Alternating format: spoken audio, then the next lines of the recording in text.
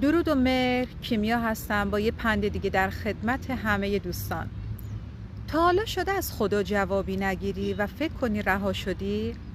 بیا بهت بگم دلیلش چیه. گاهی خدا ساکته چون داره پشت صحنه زندگیت معجزه میکنه. وقتی همه چیز آروم میشه در واقع گفتگوی تو با خدا آغاز شده. خدا سکوت میکنه تا ببینه هنوز بهش اعتماد داری یا نه. گاهی پاسخ دعا در خود صبر پنهان شده. او ساکته اما رهات نکرده، فقط منتظر تو رشد کنی.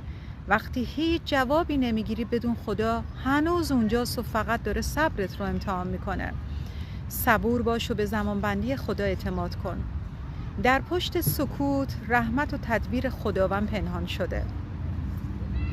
حضرت مولانا می‌فرماید در دل تو خلوتی است آنجا خداست، در سکوتت گفتگو با او رواست. دوست عزیز، لطفاً با صاحب کردن در نشر آگاهی ما رو یاری کنید.